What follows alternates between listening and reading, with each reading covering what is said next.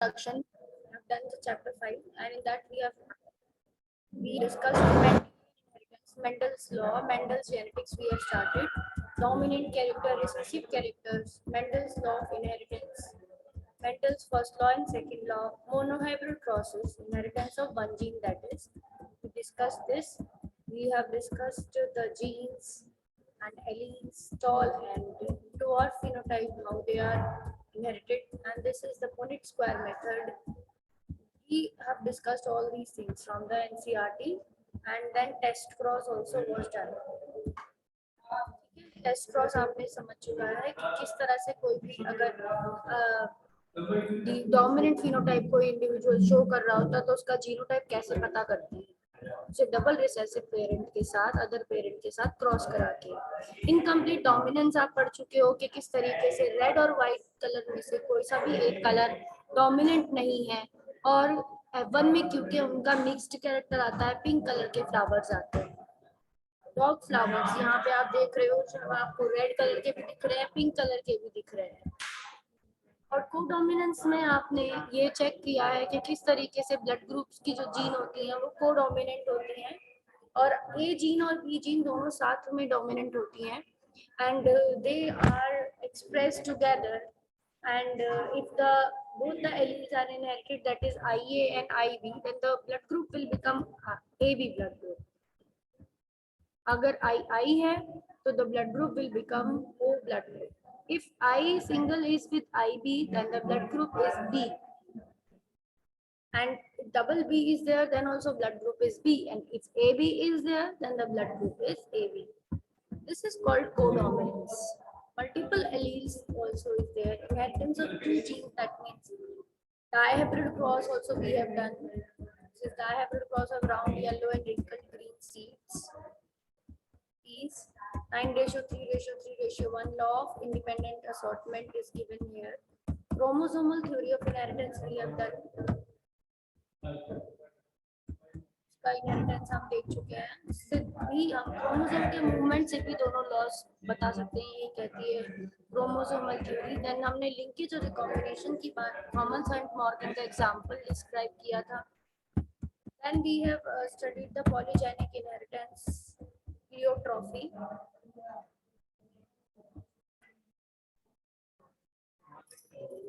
So this is the review.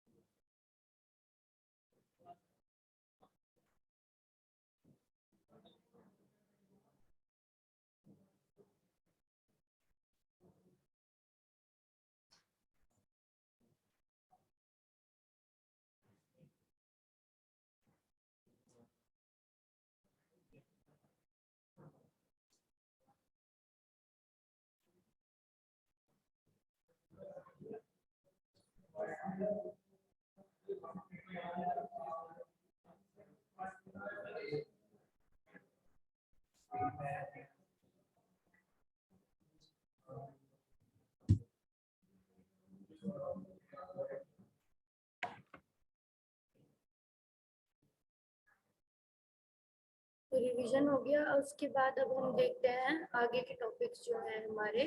और after sex determination हमने समझ लिया था, तो what is the other topic that today we are going to start from that.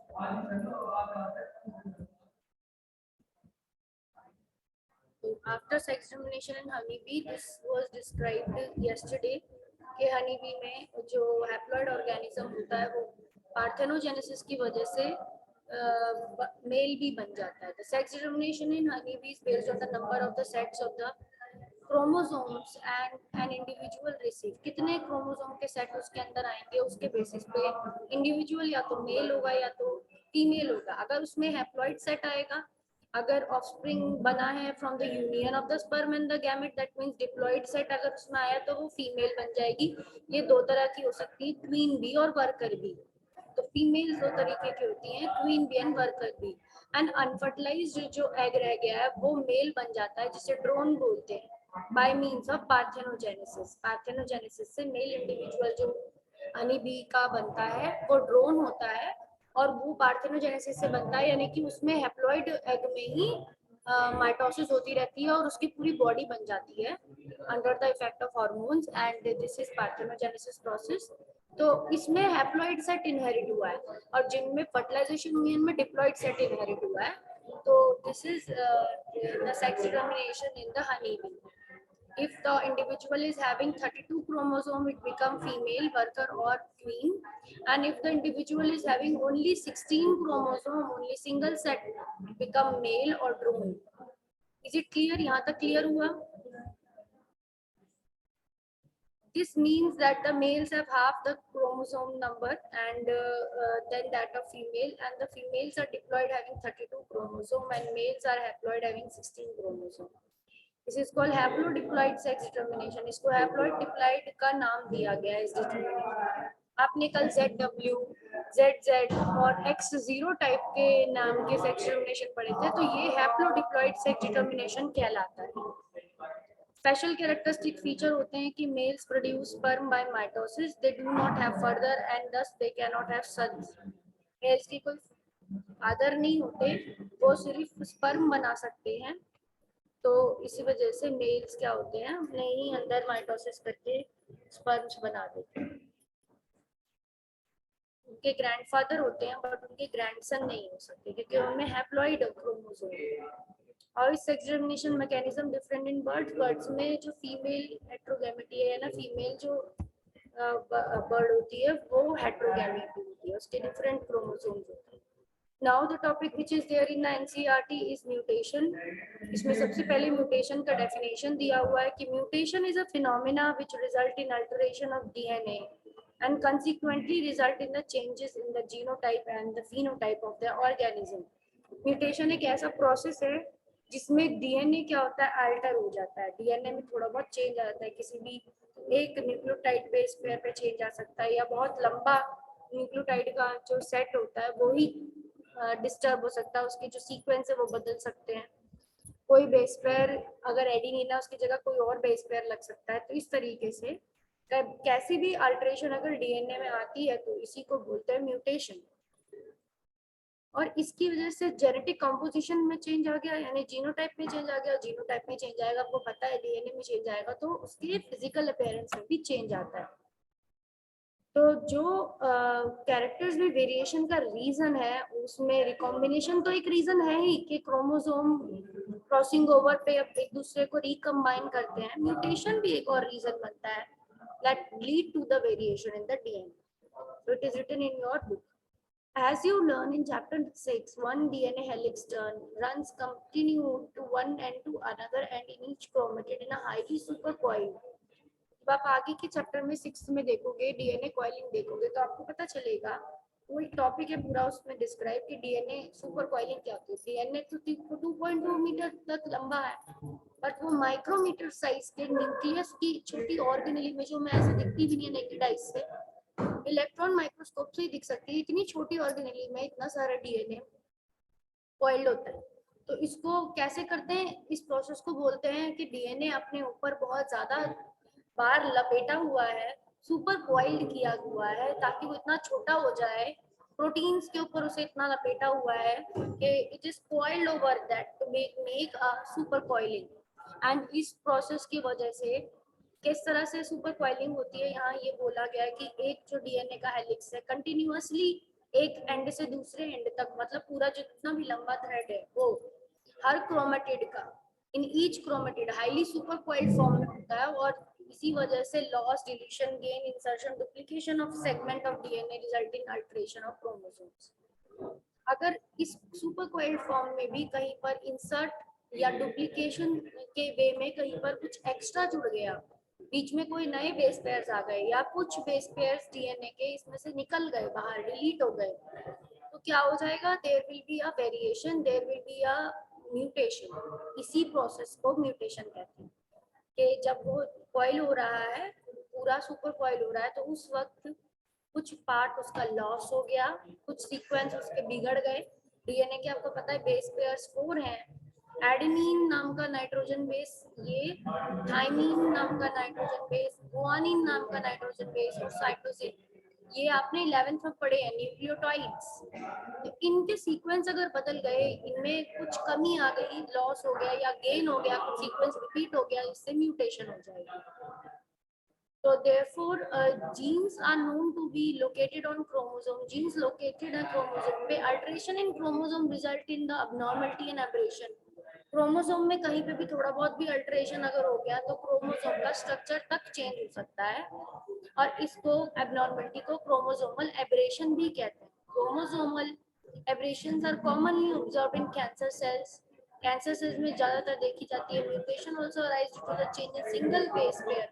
ऐसा भी हो सकता है कि सिंगल बेस पेयर के चेंज की वजह से म्यूटेशन हो रही हो। इस तरह की म्यूटेशन को जो सिंगल बेस पेयर के चेंज की वजह से होती है, इसको पॉइंट म्यूटेशन भी कहते हैं। Mutation also arise to change in a single base pair of DNA, this is known as point mutation. तो दो तीन म्यूटेशन के आपको कॉजेज बता दिए कि डीएनए में लॉस हो जाना, डीएनए का सीक्वेंस, या गेन हो जाना डीएनए का कुछ सीक्वेंस, मतलब उसकी कॉपी बन जाना। डीएनए के अपने आप ही बहुत सारी मल्टीपल बन गई, जितने वो नहीं थे उतने एक्स्ट्रा में बन गया, तो एडिशन हो गया न्यूक्लियोटाइड का। या फिर कोई भी एक न्यूक्लियोटाइड दूसरे न्यूक्लियोटाइड से बदल जाना, यानी कि point mutation. Single base pair का चेंज हो गया, जहां कहीं पर पहले कोड में गुआनिन था उसकी जगह कुछ और बेस पेयर आ गया, एडेनिन आ गया, तो इस तरीके से म्यूटेशन हो जाती है। क्लासिक एग्जांपल इस पॉइंट म्यूटेशन का है सिकल सेल एनीमिया नाम की डिजीज। आगे वो डिस्क्राइब भी करी गई है। सिकल सेल एनीमिया ये एक ऐसी डिजीज है जो आरबीसी की जो शेप होती है उसको बिल्कुल पतला कर देती है, नोकीला कर देती है, सिकल सेल जैसा कर देती है। सिकल मतलब जो डराती होती है उस टाइप का कर देती है, पॉइंटेड। वैसे वो डिस्क शेप होते हैं आरबीसी, ऐसे राउंड होते हैं कॉइन की तरह, पर बाद में जो सिकल सेल होने के बाद वो कैसे हो जाते हैं, पॉइंट, हाफ मून की तरह, क्रिसेंट शेप मून की तरह, ऐसे आरबीसी हो जाते हैं। तो ऐसे क्यों हुए, क्योंकि आरबीसी में जो हीमोग्लोबिन है अंदर, उस हीमोग्लोबिन की जो चेन है, जो प्रोटीन है हीमोग्लोबिन, उसकी चेन जो है उसमें एक अमाइनो एसिड का चेंज हो जाता है। बिकॉज अमाइनो एसिड का चेंज क्यों हुआ, प्रोटीन बनाने वाले अमाइनो एसिड का चेंज इसलिए हुआ क्योंकि एक पॉइंट म्यूटेशन हुई, एक जगह पर उसके कोई भी एक बेस पेयर चेंज हुआ है डीएनए में। पॉइंट म्यूटेशन अगर ना डीएनए, तो पॉइंट म्यूटेशन तो डीएनए में ही होगी हमेशा। डिलीट होना, लॉस होना, गेन होना न्यूक्लियोटाइड का, ये डीएनए में ही म्यूटेशन होती है। पर इसके वजह से प्रोटीन का भी चेंज हो गया, प्रोटीन के एक अमाइनो एसिड का चेंज हो गया, जिसकी वजह से हीमोग्लोबिन के जो प्रोटीन की चेन है वो प्रॉपरली नहीं बनी, और सेल के शेप कैसे हो गए आरबीसी के, डिस्क जो शेप था ओरिजिनल, इसका डिस्क शेप होता है बिल्कुल राउंड, उससे इसका शेप हो गया क्रिसेंट शेप, मून शेप। ठीक है, बहुत ही पॉइंटेड इसके नीडल लाइक आउटर बाउंड्री होती है, और ये मतलब एनीमिया करता है, causes anaemia, sickle cell anaemia मतलब खून की कमी। Is it clear?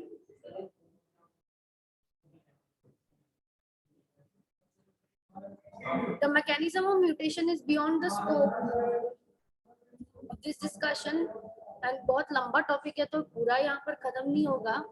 There are many chemical and physical factors that induce the mutation. Mutation बहुत सारे अदर फैक्टर से भी होती है, जैसे फिजिकल कोई फैक्टर हो सकते हैं, केमिकल कोई फैक्टर होता है, उनसे म्यूटेशन हो जाती है, रेफर टू एज म्यूटाजन, और ऐसे फैक्टर को म्यूटाजन कहा जाता है। UV radiation can also mutation in organism, this is a mutagen. UV radiation से एक्सपोज होकर भी ऑर्गेनिज्म में म्यूटेशन हो जाती है। आगे आपके जेनेटिक डिसऑर्डर्स हैं, मतलब कुछ ऐसे डिसऑर्डर्स जैसे सिकल सेल एनीमिया की ही बात कर लो, म्यूटेशन से हुआ प्रॉब्लम था ये कि जो डीएनए जो जीन था हीमोग्लोबिन बनाने का उसमें चेंज आया था। ऐसे जेनेटिक डिसऑर्डर्स होते हैं तो उनको पेडिग्री एनालिसिस के थ्रू पढ़ते हैं। पेडिग्री एनालिसिस एक डिसऑर्डर को स्टडी करने का मेथड है, जिसमें हम पहले ही जो पेरेंट्स हैं या पेरेंट जनरेशन है उनकी डीएनए की अंदर जो डिसऑर्डर रन हो रहे हैं उनका चांस, उनकी प्रोबेबिलिटी चेक करते हैं कि नेक्स्ट आने वाली जनरेशन में वो कितने बच्चों में आएगी, कौन से नंबर के बच्चों में आएगी।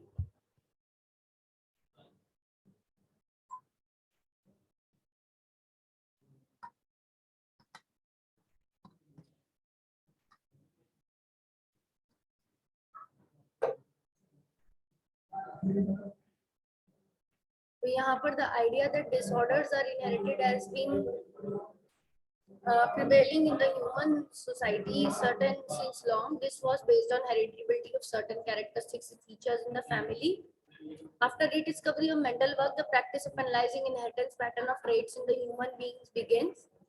जब मेंडल की डिस्कवरी हो गई, सब लोग जेनेटिक की साइंस को मानने लग गए, जेनेटिक की साइंस बहुत फ्लरिश हो गई, उस टाइम पर इनहेरिटेंस के पैटर्न पढ़ने लग गए हम, ट्रेट्स कुछ ऐसे जेनेटिक डिसऑर्डर्स को पढ़ने लग गए कि वो उनके आगे वाली जनरेशन में आने के कितने चांस हैं, सिंस क्योंकि हम ह्यूमन की कंट्रोल प्रोसेस नहीं करवा सकते and can not be perform. जैसे पी प्लांट में हम करा के देख सकते हैं कि आगे क्या कॉम्बिनेशन आएगा, वैसे ह्यूमन में चांस ले सकते हैं, क्योंकि एक तो जेस्टेशन पीरियड बहुत बड़ा है 9 मंथ का, एंड ह्यूमन बींग्स में जो ऑर्गेन उसका लाइफ स्पैन है वो भी बहुत बड़ा है, एंड इवन द ऑर्गेनिजम्स जो ह्यूमन न्यू बेबीज होते हैं उनका सोसाइटी पे भी असर पड़ता है।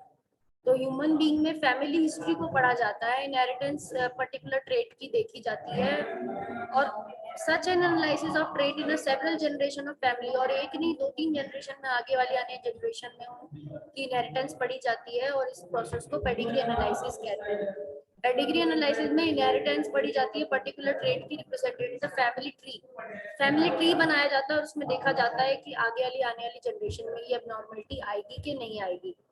इसमें कुछ सिंबल्स यूज होते हैं, जैसे साइड में 5.13 फिगर जो आपको दिख रही है उसमें दिखा रखा है कि अगर हम एक स्क्वायर बॉक्स यूज करते हैं और बिना शेडिंग के उसको रखते हैं तो ये मेल इंडिविजुअल को शो करता है, सर्कल फीमेल इंडिविजुअल को शो करता है, रोम्बस सेक्स अनस्पेसिफाइड इंडिविजुअल्स को शो करता है। अगर इनके अंदर शेडिंग कर दी हमने इन तीनों में तो ये अफेक्टेड मेल हो गया, अफेक्टेड फीमेल हो गई, और अफेक्टेड अनस्पेसिफाइड इंडिविजुअल्स हो गए, यानी इनको डिजीज है तभी इनमें शेडिंग करी है, अदरवाइज हम इन्हें ब्लैंक छोड़ेंगे। मेटिंग दिखाने के लिए हम एक स्क्वायर को एक सर्कल से मैच करते हैं, लाइन से ज्वाइन करते हैं, दैट मींस इन दोनों की मैरिज हुई है।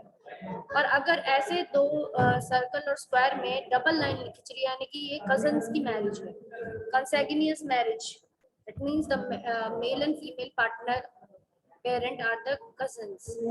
एंड अगेन अगर हम देखें पेरेंट और जो फीमेल पेरेंट है मेल पेरेंट, उनके जो ऑफरिंग दिखाने हैं तो वो एक वर्टिकल लाइन डाउनवर्ड्स और from order from left to right, मतलब फर्स्ट जो लेफ्ट साइड पे सर्कल बन रहा है यानी पहली इनके बच्चा इनका डॉटर है, सेकंड चाइल्ड इनका सन है, यानी ये ऐसे रीड भी किया जाता है इसको कि फर्स्ट ये ऐसे वर्टिकली डाउनवर्ड अगर बनाया तो इन मेल और फीमेल की मैरिज हुई है, उसका फर्स्ट चाइल्ड गर्ल है, सेकंड चाइल्ड बॉय है, और इन दोनों अनइंफेक्टेड है। Parents with male child affected with disease, ये यहाँ पर मेल चाइल्ड है इनका, इन दोनों पेरेंट्स का, ये अफेक्टेड है। 5 अनस्पेसिफाइड ऑफस्प्रिंग, इस तरह रोम्बस में अगर हम नंबर लिख देते हैं दैट मींस ऑफस्प्रिंग का नंबर 5 है, गर्ल्स और बॉयज नहीं मेंशन किया। तो ये टॉपिक आज हमने फिनिश किया और एक म्यूटेशन का टॉपिक फिनिश किया। देन हमने रिवाइज कर लिया था sex determination in honey bee, that is haplodiploid sex determination mechanism, इसको बोला भी जाता है haplodiploid sex determination mechanism. Clear? तो आई होप आपको ये समझ में आया होगा, आज की क्लास आपको समझ में आई होगी। So you prepare your notes and then ask your doubts if you are having any doubts. So with this these topics, I would like to end the class here and keep learning and do the practice of your genetics. Thank you.